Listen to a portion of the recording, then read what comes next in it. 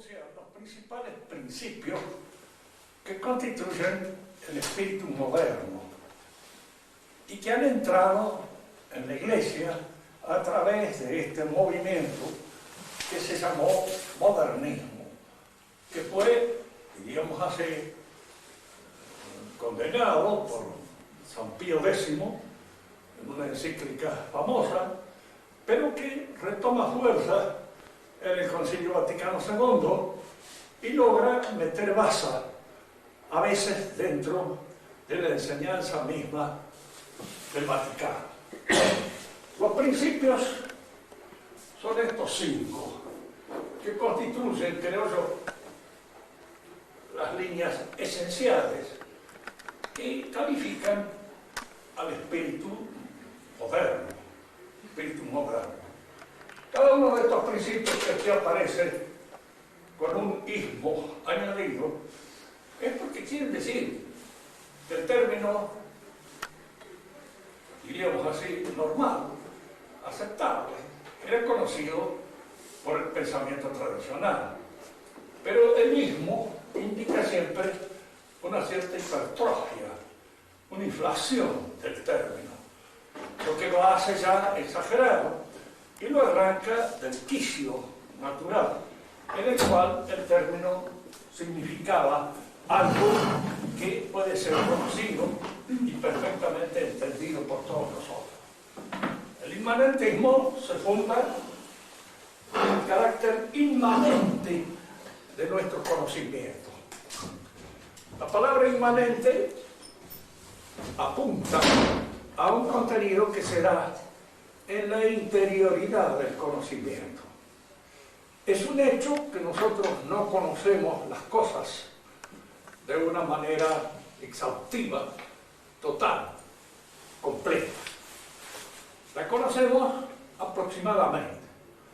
Si las conociéramos de una manera total, exhaustiva y completa, las cosas estarían en nuestra mente tal como se encuentran en la mente de Dios.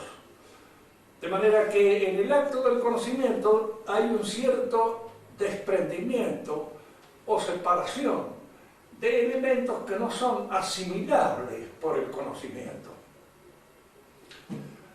Hagamos entender mejor esto. Se conoce mediante un proceso al que llamamos nosotros abstracción. Y significa que no conocemos la esencia concreta de una cosa.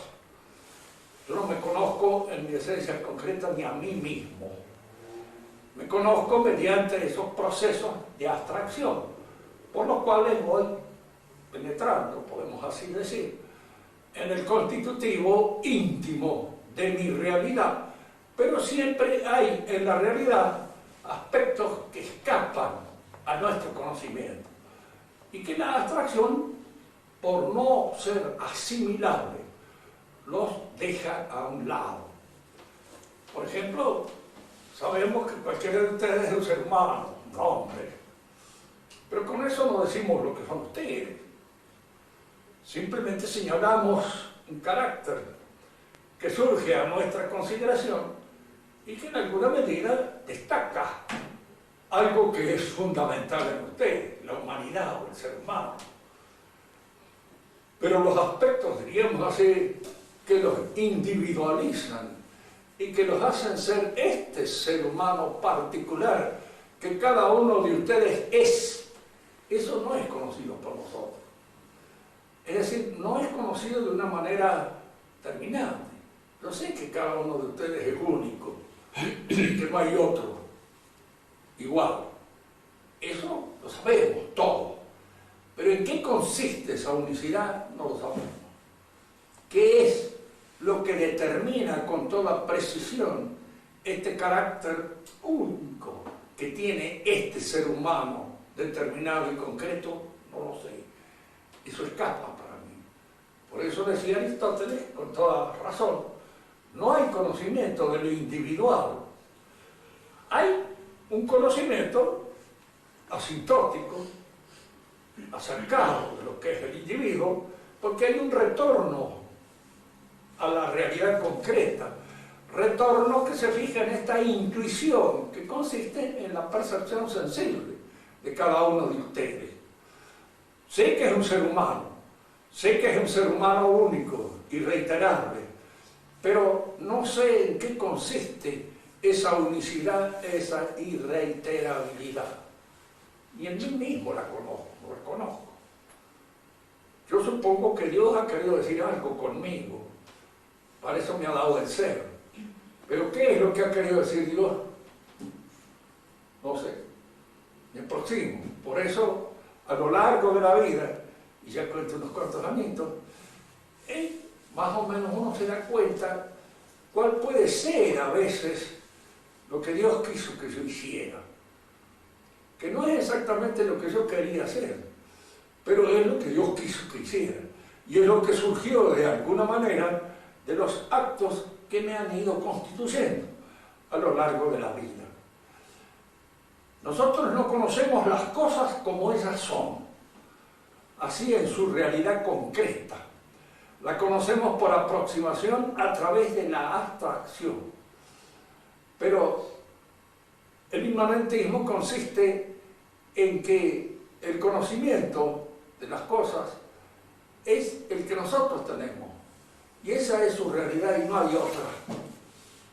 No hay nada fuera de aquello que yo conozco de la cosa. Si yo, por ejemplo, digo, bueno, las cosas son tal como se presentan en mí.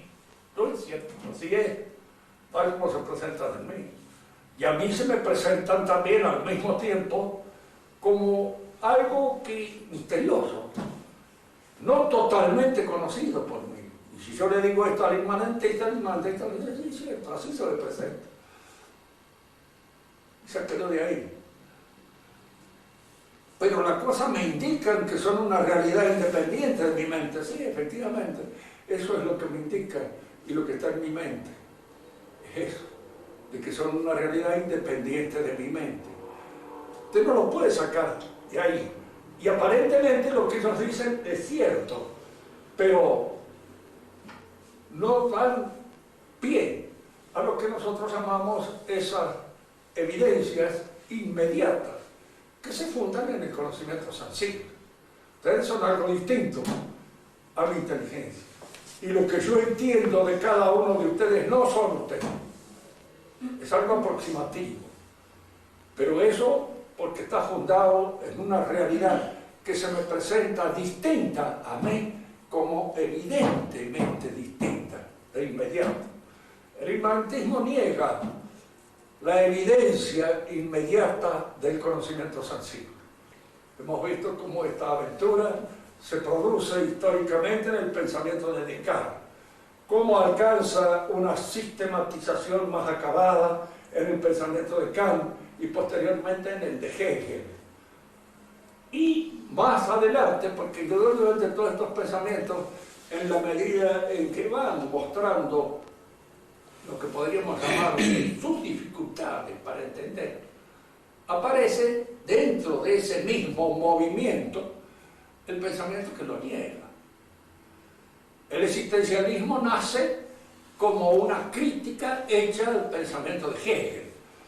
Y nace como una crítica que hace precisamente un pensador cristiano, que fue Kierkegaard. Él es el que hizo esta crítica.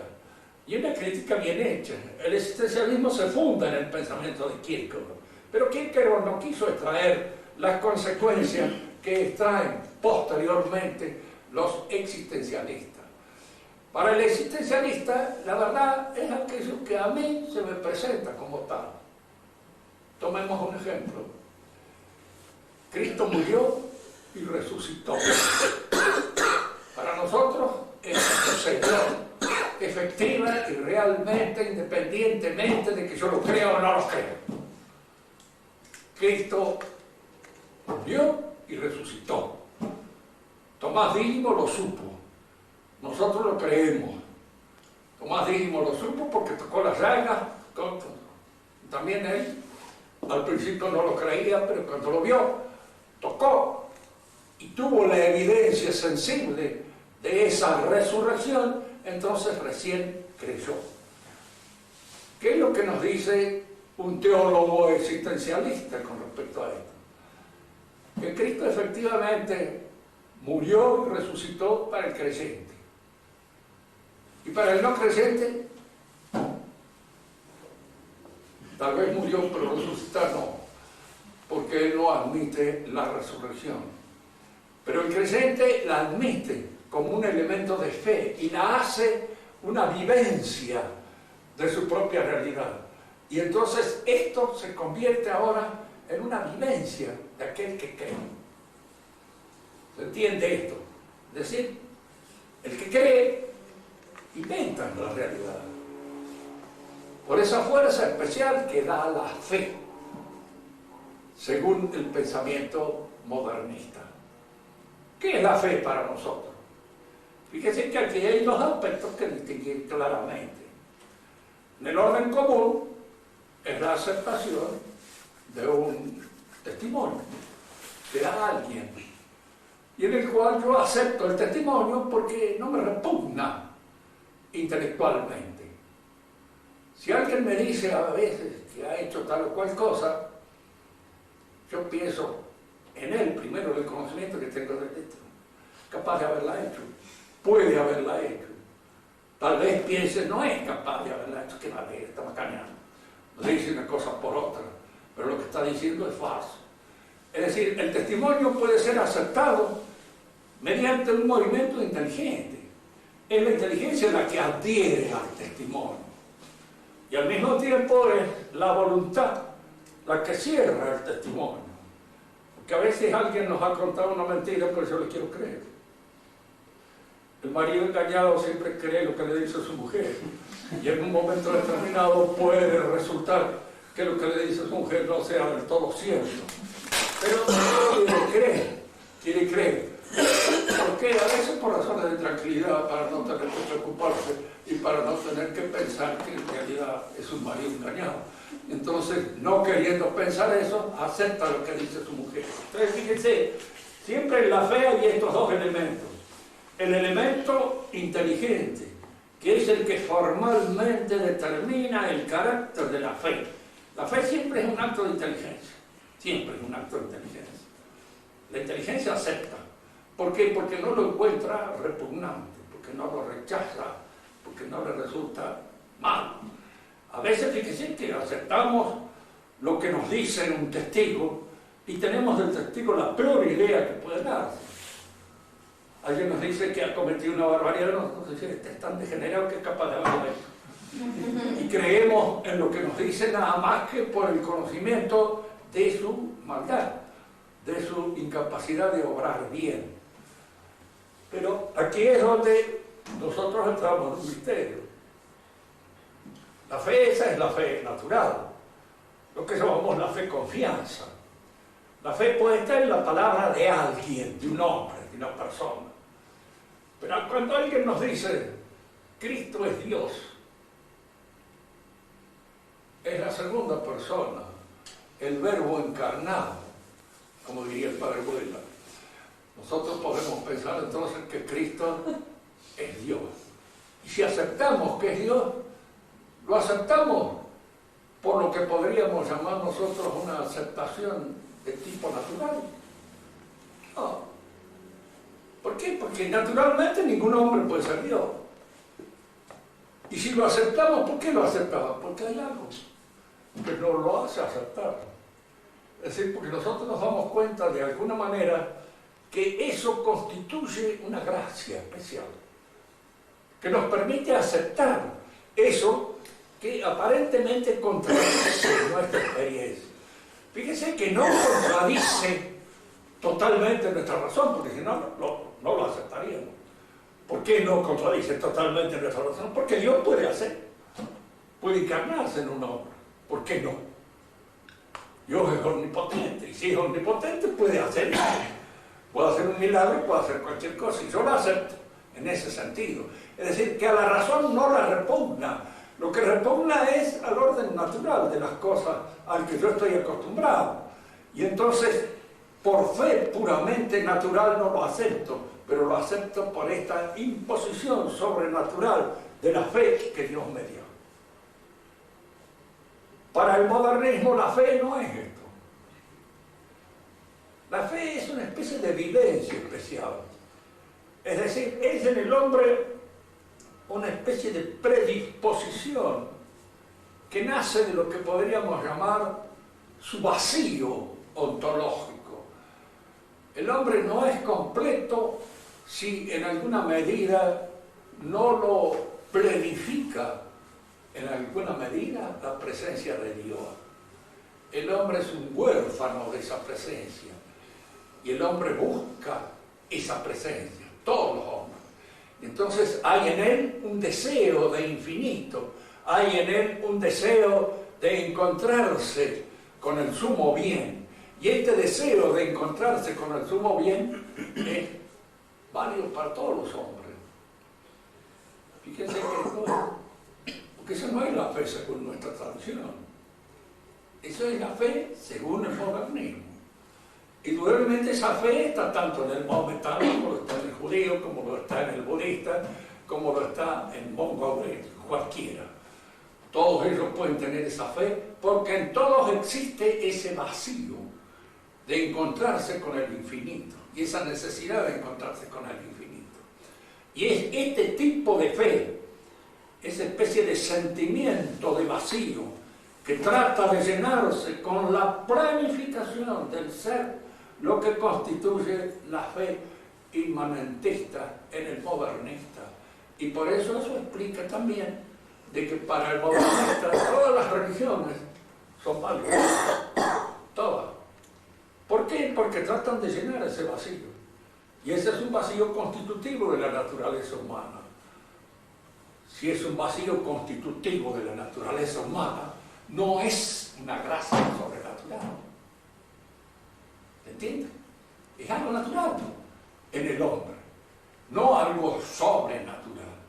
Hay entonces en el modernismo una noción de fe que la naturaliza, que le quita su sobrenaturalidad y la convierte en algo natural. Y entonces ya no hay una clara distinción entre lo que es en nosotros naturaleza y lo que es gracia. ¿Entiendes? Y esto es lo grave, porque incluso aún dentro de la enseñanza del Vaticano, esta confusión en muchas partes se da.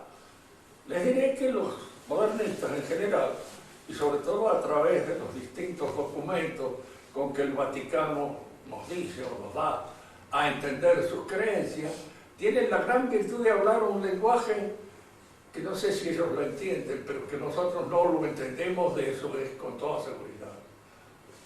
Ya me decía un viejo profesor español, pues sí, es ambiguo, pero hay que entenderlo bien. ¡Oh, hombre! ¡Qué noticia! ¿Viste? ¿Cómo lo entiende usted? ¿No es cierto? Claro, pero no es eso lo que está escrito. Porque no lo ha escrito usted como lo entiende usted. Lo han escrito ellos de una manera ambigua y de una manera que permite la confusión. Esa es la realidad del texto, diríamos, ambiguo. Que yo lo entienda a mi modo, para tranquilizar mi conciencia. Sí, lo que dice el Papa y lo que ha dicho siempre todos los papas, no es así. A mí personalmente no me gusta engañarme. Que a otros les gusta engañarse, no, a ellos. Tranquilicen su conciencia y digan lo que está enseñando actualmente el papado es lo que enseñó siempre. No es lo que enseñó siempre. Lo que está enseñando actualmente es algo bastante distinto en algunos aspectos de lo que se enseñó siempre. Sobre el historicismo hemos hablado en la clase anterior. Es decir, aquí la historia es convertida en una especie, diríamos así, de mito, de ente fantástico, que tiene, diríamos así, una cierta independencia ontológica. El hombre está inserto en la historia como cuando nosotros nos metemos en un torrente y ese torrente nos empuja hacia el lugar, hacia donde corre el torrente. Nosotros hemos observado que la historia, además de ser una ciencia que puede ser discutida en los términos epistemológicos que corresponden o no a una ciencia, es una cualidad del acto humano y no tiene independencia ontológica. Es una cualidad que condiciona, diríamos así, matiza, le da al acto humano un colorido especial. Ustedes son hijos de esta época. Hay acontecimientos históricos que condicionan el pensamiento de ustedes. En primer lugar, lo les explicaba, la conquista española hace que todos nosotros, cualquiera sea nuestro origen, algunos somos de origen español, pero otros no, estamos hablando español. ¿Por qué hablamos español? Por ese hecho histórico que fue la conquista de estos territorios hechos por España. Y eso condiciona nuestros actos. En primer lugar, nos impone un idioma, es ese idioma que hablamos. Y en segundo lugar, están imponiendo una serie de actos anteriores, sean personales, familiares o políticos, es decir, actos que pertenecen a la sociedad civil, están condicionando nuestro modo de pensar, nuestro modo de obrar, nuestro modo de actuar, pero no los determinan. Por lo demás, los hechos históricos pueden ser hechos, diríamos así, que animan, que entusiasman, que en alguna medida nos alientan. Y puede haber hechos que desalientan, desaniman y quitan el entusiasmo. Si nosotros examinamos nuestra historia, hay hechos vergonzosos, muchos, no pocos, muchos hechos vergonzosos, de los cuales es mejor ni acordarse. Fíjense que la memoria en general tiene esa virtud, se olvida también de ciertas cosas que presionan nuestra inteligencia. Nos olvidamos por razones de higiene. Para no tener que recordar porquerías que hemos hecho en un momento determinado. Y las olvidamos. Y mejor ni recordarlo. Por ahí siempre aparece un enemigo del hombre que nos hace recordar un acto vergonzoso en el cual hemos sido protagonistas. Y entonces, si no te degenera una memoria inmunda, está aquí haciéndome recordar una cosa que yo he tratado de tener en el desván de las cosas que no existen. En los hechos históricos a veces pasa lo mismo. Recordamos aquellas cosas que son estimulantes y tratamos de olvidar las que no son estimulantes. Pero hay actos estimulantes y actos que no lo son. El historicismo no, es optimista. Todos los actos de la historia van llevando a un final feliz, al happy end, final feliz. Bueno, así, el beso del muchachito y la muchachita. Pensé que generalmente la vida no termina así. La vida termina en un velorio. No digo la mayor parte de las veces, sino todas las veces. Todas las veces terminan.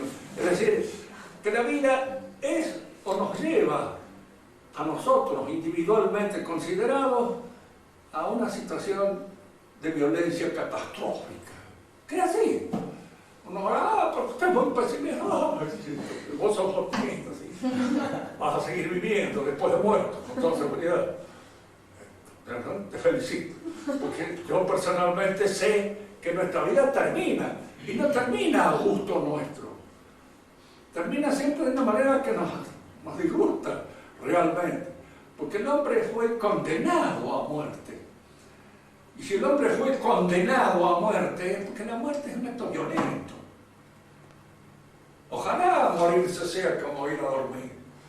Entonces uno dice, bueno, al fin, pónganme el cajoncito que me meto adentro, muy tranquilo y duermo al resto de mi existencia. Pero no sucede eso.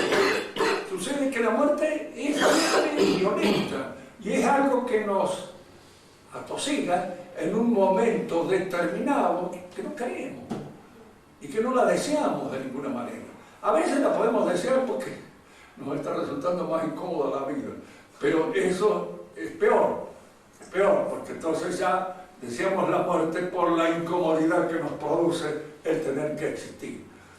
Estos historicistas son optimistas, ellos suponen que sí, efectivamente, en cada uno de nosotros el final es trágico, pero entre todo, qué magnífico que es. Buscan ustedes entidades absolutamente negativas y les va a dar un guarismo positivo. En las cosas del historicismo hay ese optimismo totalmente imbécil. Es como aquellos que dicen, sí, esta generación se sacrifica, pero la que viene va a ver qué feliz que va a vivir. La revolución se forma generalmente en esas cosas y en una imbecilidad de esa naturaleza. Es decir, hace pensar siempre a alguien que espera algo que le va a suceder a otro, que tampoco sabe quién es. Porque el que va a venir, o el de esa generación feliz, que van a recibir los beneficios de la revolución, ustedes no los conocen. Ni saben si van a ser felices con la revolución. Usted supone que sí, porque los revolucionarios son todos optimistas. No, nosotros estamos condenados mal, somos los reventados. No dicen así, hay un montón de chicos que van a oír decir, ustedes somos una generación de reventados, pero la que viene, que se va, diríamos, a embeber en una atmósfera, diríamos así, de plenitud que nosotros no conocemos.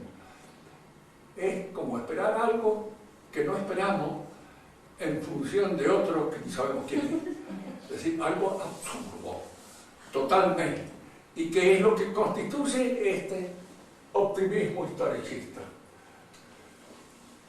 Pero acá es donde viene algo al servicio de todos estos pensadores modernos y que lo introducen también dentro de la Iglesia, es el evolucionismo.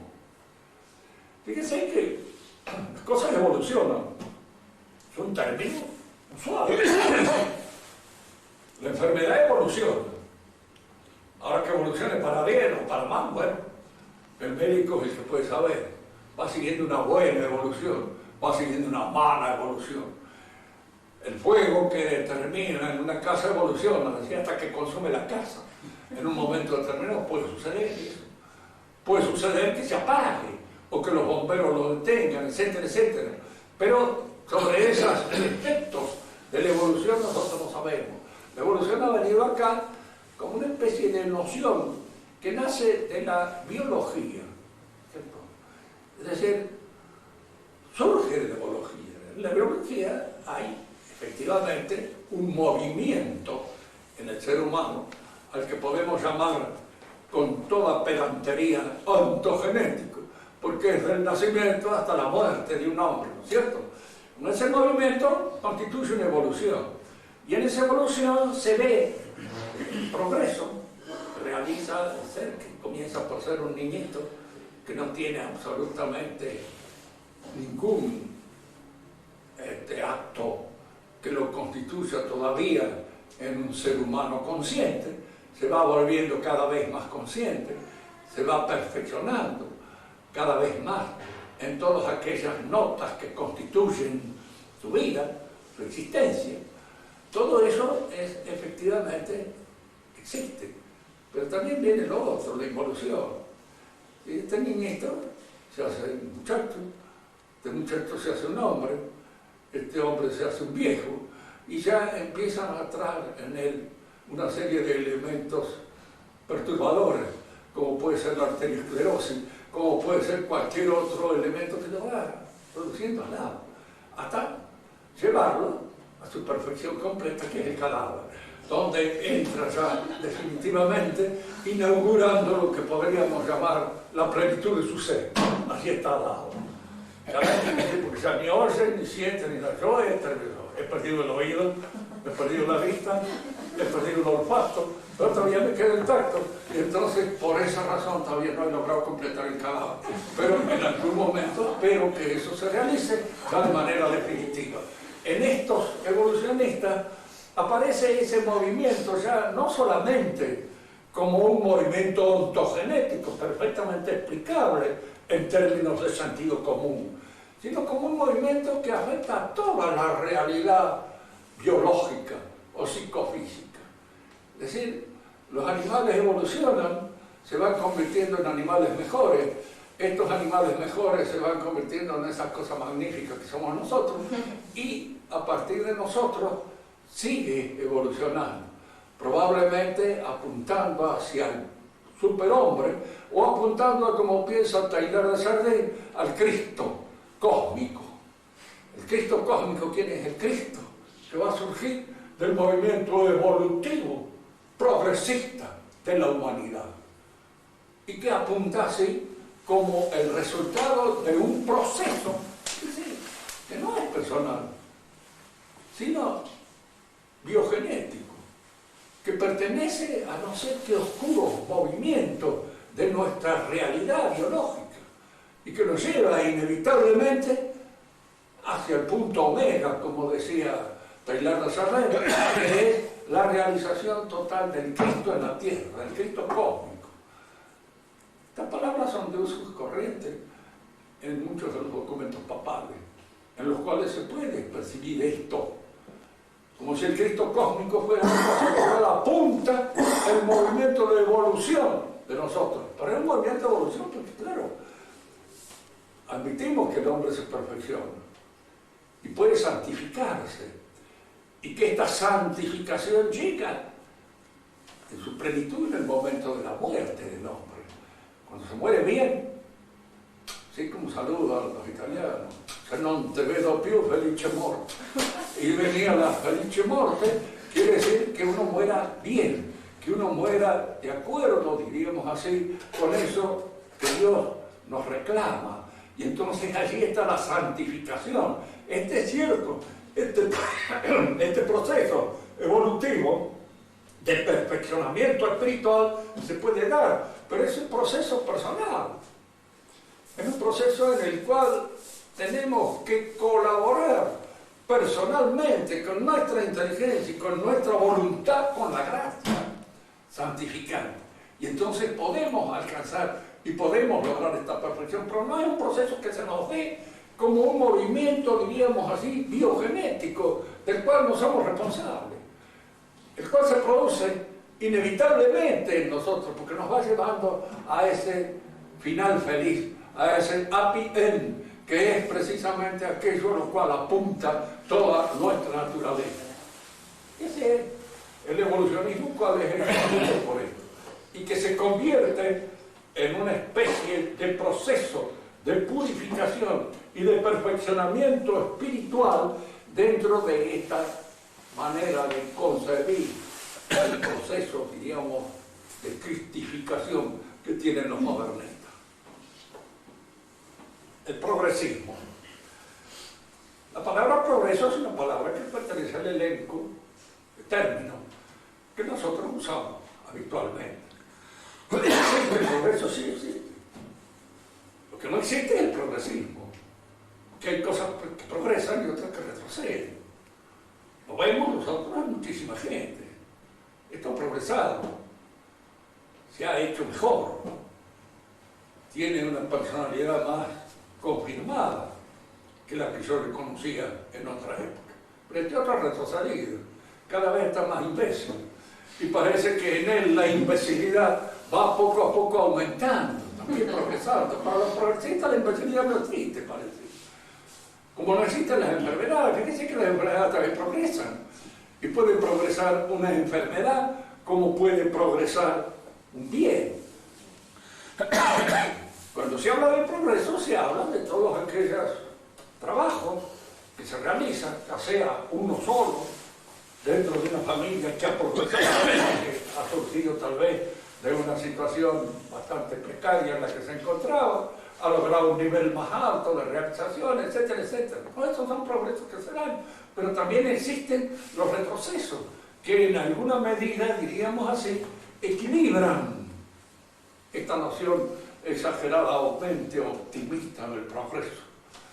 El progreso, tal como es concebido por el progresismo, es algo inevitable, inscrito, diríamos así, en la sustancia misma de la realidad, en eso que ellos llaman la evolución de las cosas. Las cosas tienden a mejorar, siempre, inevitablemente. Por eso hoy es mejor que ayer, y aparecen acá, en alguna medida, lo que podemos llamar esta idolatría del tiempo. Lejos de lo que decía Manrique, que todo tiempo que ha pasado fue mejor, para nosotros todo tiempo que viene es mejor que el que se ha pasado.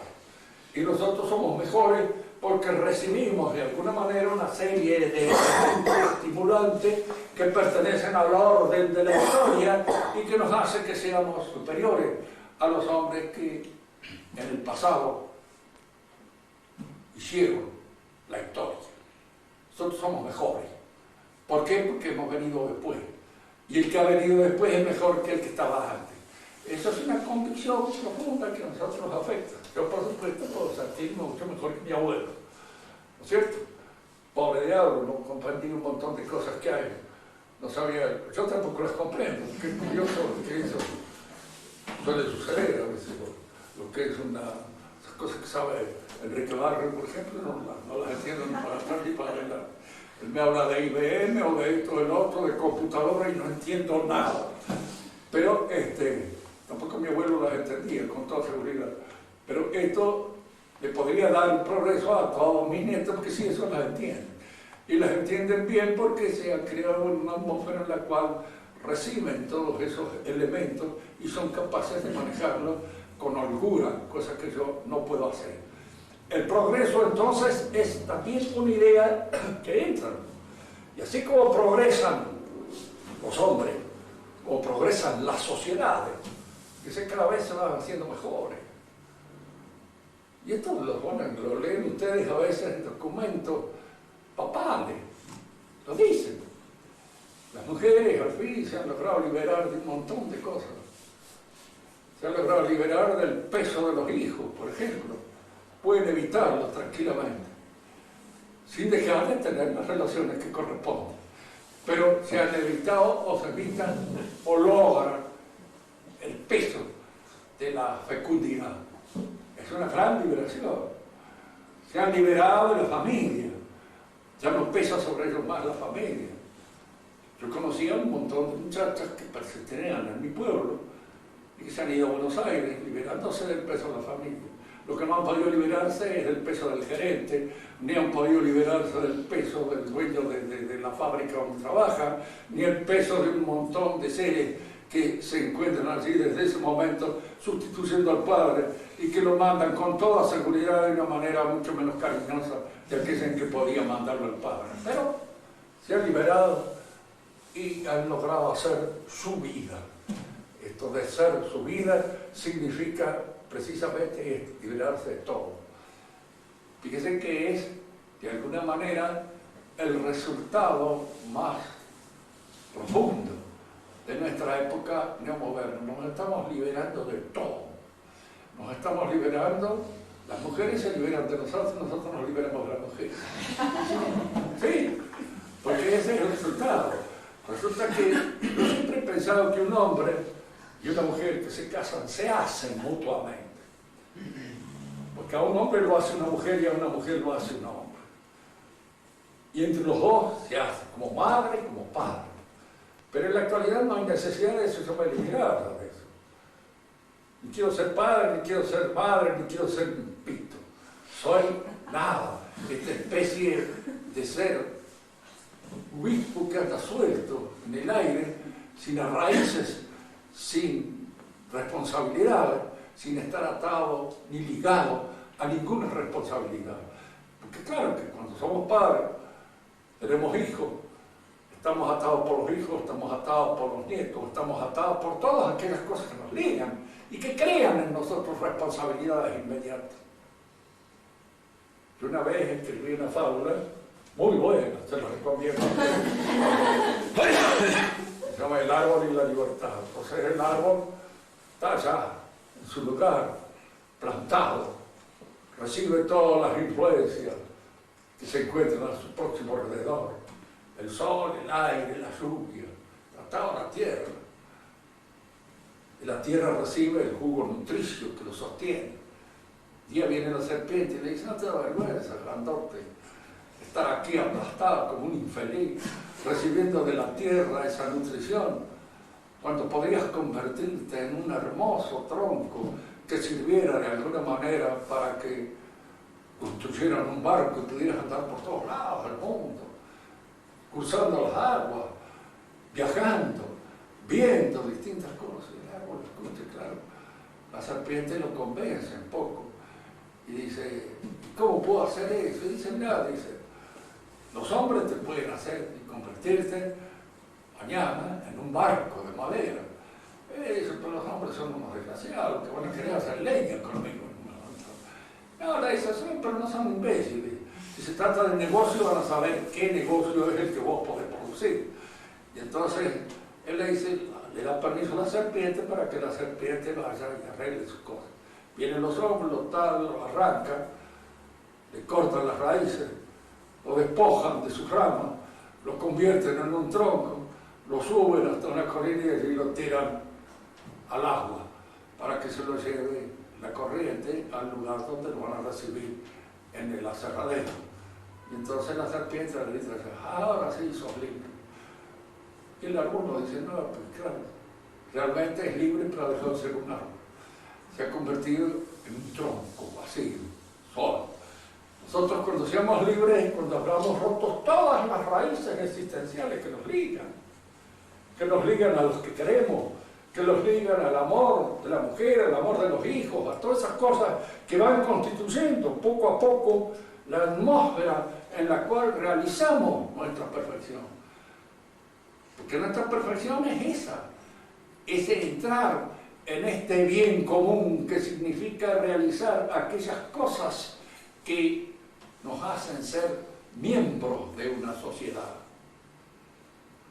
Aquel hombre que decía, dirán que soy un borracho, dirán que soy un tirado, dirán que soy, pero que soy un mal padre de familia, no pueden decirlo, ¿no?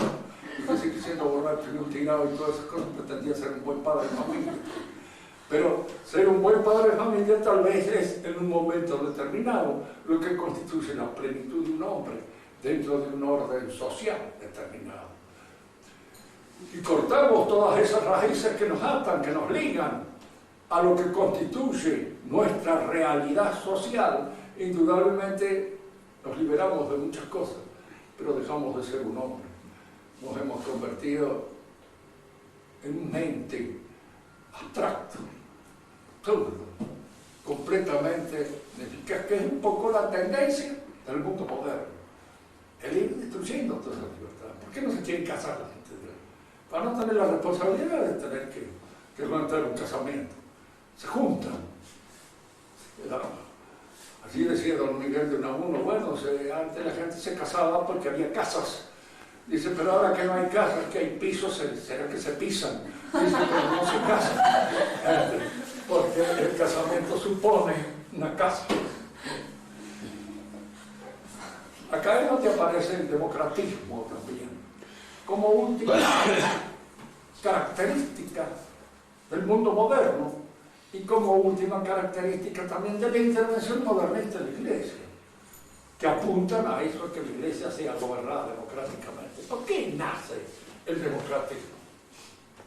En primer lugar, porque todas estas proyecciones felices no se pueden realizar en la persona individual y concreta de cada uno de nosotros. Porque hay la intervención de ese elemento indiscreto que hemos señalado nosotros, la muerte. Mete la pata y se nos arruina todo nuestro proyecto. La muerte individual es un hecho. Es un hecho que nosotros concluimos en la muerte. Y que la muerte significa la cesación de todo movimiento de perfección, por lo menos acá, en este mundo. Si hay otro, la fe lo dirá, pero nosotros desde un punto de vista puramente natural no lo podemos decir. Entonces, ya que no lo podemos realizar nosotros personalmente, puede esto ser realizado colectivamente. Es decir, la colectividad aquí asume la responsabilidad del happy end. No hay happy end para mí, pero hay para la colectividad. Fíjense ustedes el sofisma, porque si no hay happy end para mí, que se lo cuenten a otro. El happy end de la colectividad que no es para nadie y no es para ninguno absolutamente de sus miembros. Primo. En segundo lugar, la democracia, lo hemos señalado en algunas oportunidades acá, es un camelo publicitario. No existe. Decir que existe el gobierno del pueblo por y para el pueblo es un macanazo grande como una casa. Ese gobierno no se ha dado nunca, jamás en la vida, no. Los griegos conocieron una democracia que era el gobierno de esos que llamaban demos, que no era toda la población de Atenas. Era el grupo de la gente más o menos libre, que tenía una cierta independencia económica y que tenían holgura como para ir a reunirse en un congreso y en general allí manifestar sus opiniones o lo que ellos pensaban. La democracia anduvo en Grecia incluso con esta mención, es decir, Atenas en la época de la democracia podía tener 250.000 habitantes y los habitantes que correspondían al demos en un sentido muy lato y muy general podían ser 30.000, pero los que iban a los congresos podían ser unos 5.000, de manera tal que el gobierno ese del demos no era tal cosa. Y anduvo bien el demos en la medida en que el demos se demostró lo suficientemente inteligente como para confiar en la cabeza de Pericles. Y fue Pericles el que constituyó lo que dicen una monarquía de la democracia. ¿Quién era el que solucionaba los problemas? El demo era lo suficientemente inteligente como para darse cuenta de quién era el que los podía resolver. Y entonces lo votaban y de alguna manera estaban de acuerdo con él.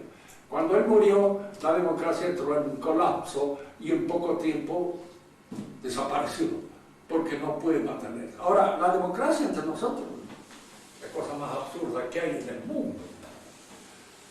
Un griego se espantaría de pensar de que un chico que tiene 18 años de edad, que puede ser medio imbécil, ¿verdad?, vota igual que un señor que además de ser más grande, de tener una serie de responsabilidades sociales, es mucho más inteligente. El voto de uno y de otro vale lo mismo. Y piensen ustedes que la mayor parte de la gente que vota a veces ni sabe por quién vota. Y votan nomás a la buena de Dios, porque generalmente para reventar a uno, a otro, a aquel, al de más allá, para contrariar las posibilidades de que este suba, de que no suba, etcétera, etcétera. Toda la mezcolanza de la situación espiritual de cada uno de los votantes es increíble, y hay que examinarlo. Yo generalmente he votado siempre por el que sabía que iba a perder para no tener que arrepentirme después de lo que he votado. Y eso en la época en que tenía que presentar mi libreta, así, para que vieran que había votado, porque si no, ya después de eso no voté nunca más. De manera que mi libreta está limpita, casi hay 2 o 3 votos nada más en los 84 años que llevo viviendo en este mundo. Es decir, que me parece una cosa completamente estúpida, porque votar por un tipo que no conozco, ni sé quién es, en una situación de que no sé cómo la va a resolver, y después pensar de que por ese acto imbécil de ir y depositar una boleta en una urna en un momento determinado, yo gobierno, como para morirse de risa y quedar seco de risa, ¿verdad? ¿Quién es el soberano? El que manda. ¿Y quién es el que manda? Ni un solo. Que da de la Rúa con toda seguridad que no. Debe ser otro que manda. Y puede ser un grupo, etcétera, que anda detrás de las cuerdas de todos estos y que es el que maneja con su dinero las bambalinas de este mito democrático. De manera que la democracia en sí mismo significa, en el orden del gobierno, la destrucción de toda autoridad y la aparición de toda irresponsabilidad. Son gobiernos caros, porque hay que pagarles a un montón de atorrantes que viven precisamente de juntar los votitos que pueden cortar, a favor de este o de aquel, incompetente, como lo estamos comprobando nosotros de una manera bastante trágica, pero que es así. A mí me podría decir un demócrata, ¿qué? Porque usted cree que los militares no creemos nada. La dictadura a veces irá con el buen dictador y bacanuda, pero si irá con uno malo. Y entonces, ¿qué nos ofrece? Usted no le ofrezco nada. señores, porque se les dé la gana, voten por Menem, voten por esto, por aquello, lo que sé que con esto no se anda. Y que el mito de la democracia es un mito.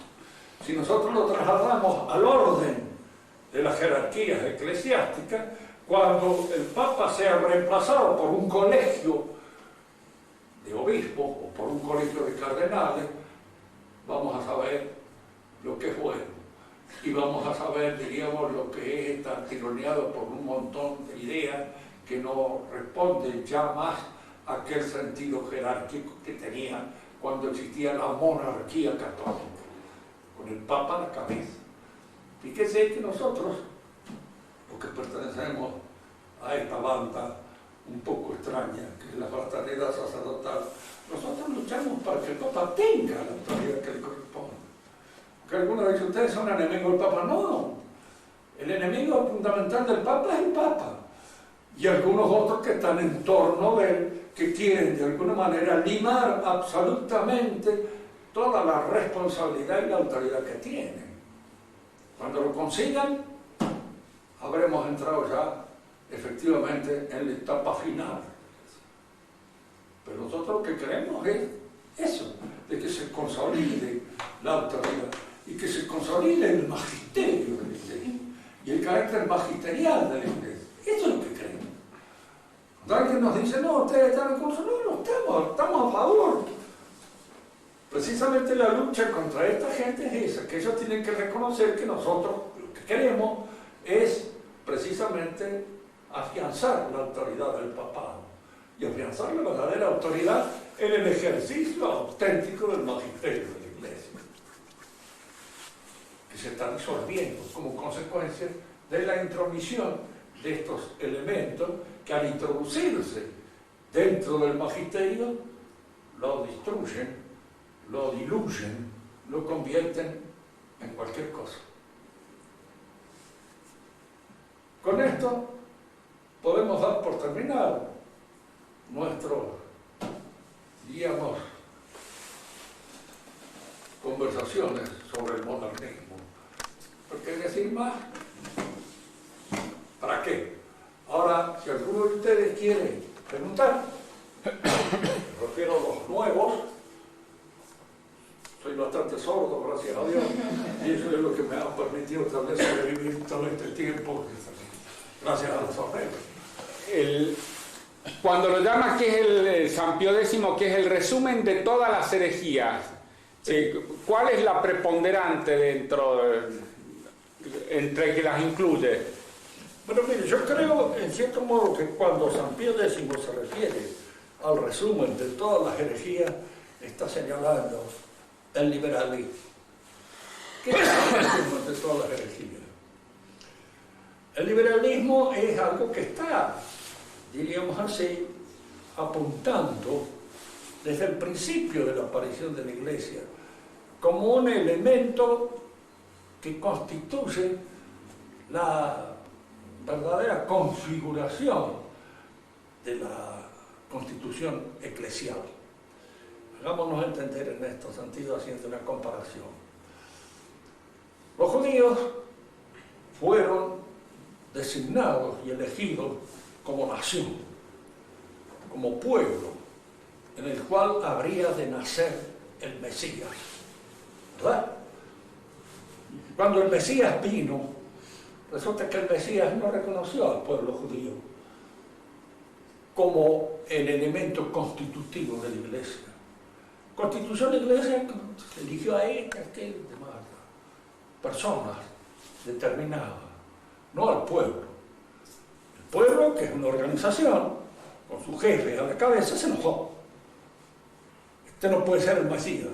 ¿Por qué? Porque el Mesías tendría que haber, en primer lugar, tenido como sustento y fundamento de toda la Iglesia que va a crear al pueblo judío. Porque él era, de alguna manera, el elegido de Dios. Pero el Mesías ha elegido a este hombre, aquel otro hombre. Personas determinadas, para que constituyan voluntariamente ese edificio nuevo que es. Si en el Antiguo Testamento diríamos así, la fuerza del pueblo judío la constituye esa noción de pueblo, la debilidad del pueblo judío la constituye esa misma noción de pueblo. Porque es eso lo que constituye su fuerza y es al mismo tiempo la piedra donde tropiezan y que como consecuencia de ellos caen y terminan, diríamos, convirtiéndose en eso que ni ellos mismos, y esto se lo digo con todos, saben qué es. Porque si usted habla con un judío y le pregunta qué es ser judío, no sabe. La mayor parte de las veces no sabe. Que no es una raza, no es una religión, no es un pueblo, no es qué corno es. Y ellos podrían decirle, mire, en realidad somos judíos. ¿Y qué consiste ser judío? No sé. Existe en cualquier cosa. Pero ya no es algo definido, claro. En el mundo cristiano, esta designación de estos apóstoles determinados con los que Cristo constituye su iglesia es una designación y una elección personal.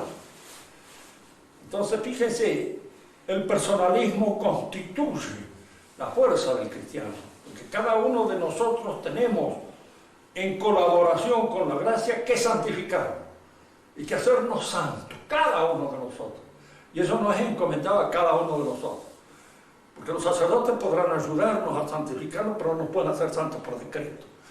Va a decir, bueno, desde usted es santo. Bueno, fíjense que los únicos que aparecían así santificándose por decreto eran los cátaros, eran los santos, se designaban a sí mismos santos, lo cual ya es un peligro espantoso. Yo no conozco ningún santo que se haya designado como santo. Lean las confesiones de San Agustín y verán que lo que yo le digo es, nunca te dijo que fuera santo. Para nosotros es un santo, es San Agustín, pero para él no era un santo. Para él era un hombre lleno de debilidad y lleno de alguna manera, diríamos, de malas tentaciones, de malas inclinaciones, que constituían el ser de cada uno de nosotros. Entonces, eso que es la fuerza de cada uno de nosotros, que tenemos que convertirnos en santos, hacernos santos, es al mismo tiempo la tentación de la debilidad. No podemos ser santos sin tanto esfuerzo, sin tener que hacer todas esas cosas que hay que hacer para poder santificarse, sin tener que realizar todo eso. No podríamos hacerlo así, diríamos así, al convertirnos en miembros del Partido Radical, o en miembros del Partido Comunista, o en miembros de cualquier otro partido, porque cada uno de esos partidos le ofrece a usted una suerte de santificación hecha a la medida de cada uno de nosotros. Pues son liberales. El liberal es aquel que piensa que hay cosas en las cuales no hay verdad, ¿verdad? Y entonces que están libradas a la opinión de cada uno de nosotros. Si ustedes leen a veces en la Constitución dice que deben ser respetadas las opiniones de todos, y hoy día más que nunca. Yo les tendría ganas de preguntar, pues dígame, a mí me deben respetar las opiniones en materia, por ejemplo, de aeronáutica. Entonces dirán, no, si usted no sabe nada de aeronáutica, es lógico. Si usted no sabe nada de una cosa, su opinión no sirve para nada. ¿A qué la queremos? ¿En función de qué la vamos a aceptar? Yo puedo ponerme a discutir con un señor que sabe matemáticas, puedo ponerme a discutirle a él sobre el conocimiento de óptica o sobre conocimientos, diríamos así, de enfermedad de los ojos. Y él me diría, bueno, cállese, viejo, no hable más porque está hablando con toda la razón del mundo. ¿Por qué? Porque estaría hablando de gusto y estaría diciendo cosas estúpidas.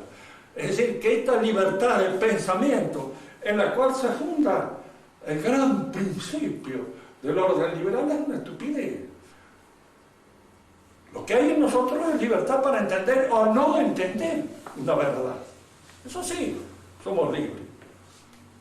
Que la raíz cuadrada de 9 es 3, bueno, una cosa que cuando alguien nos enseñó, la entendemos. Y si no la entendemos, nos metieron un huevo y de alguna manera fuimos al examen o tuvimos que, hasta que nos pudimos aprender. ¿Sí? Bien. Pero es una cosa, diríamos así, de entenderla, de comprenderla y de abrir nuestra inteligencia a esa verdad. Pero no es que yo sea libre de decir, no, la raíz cuadrada no es cualquier cosa, a mí se me antoja que 5, mañana 4, por favor. Entonces, esta opinión, no, una opinión valedera, claro. Los gays se quieren casar entre ellos. Y el que le dice, no, mire, para constituir una familia se necesita un hombre y una mujer. En lo posible que sean bien hombres y bien mujeres. Pero ustedes dos, ¿qué pueden ser? Ya se han casado, lo cual es una burla. Incluso es una burla en el orden natural, porque es absurdo, es estúpido. Con eso no se puede constituir una familia. ¿Qué van a hacer? El liberalismo es el que introduce todas esas cosas. Y el liberalismo cree que, por ejemplo, en materia de política, cada uno puede pensar lo que quiera. Dueño pensar lo que quiera. Así no sepa un pito. Porque en política hay que saber también, como cualquier cosa. Que en materia de moral, lo mismo. Uno debe elegir. Papá las quería ustedes, y entonces después ustedes eligen si son buenas muchachas o son unas atorrantes. Pueden elegirlo. Quedan en plena libertad para hacer. Generalmente se puede hacer, una cosa u otra.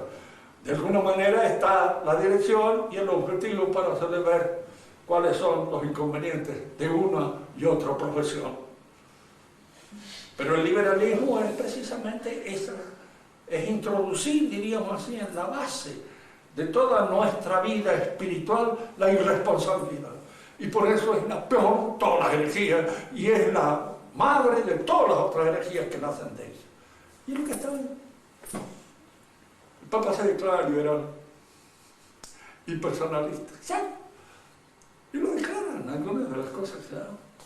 Entonces, es indudable que nos encontramos ante una crisis muy grave que afecta la constitución misma de la Iglesia. Uno confía en que la Iglesia tiene la asistencia divina y que se va a defender de alguna manera, pero esa asistencia divina exige por parte de nosotros el apoyo, la comprensión, porque si no apoyamos y no comprendemos, no nos vamos a salvar. Y por eso, diríamos así, uno está en el lugar en que está. Y estos sacerdotes están actuando precisamente para que esa rectificación se produzca. Otra pregunta, Enrique. ¿Qué dice, padre? ¿Con qué tema vamos a continuar después? Ya que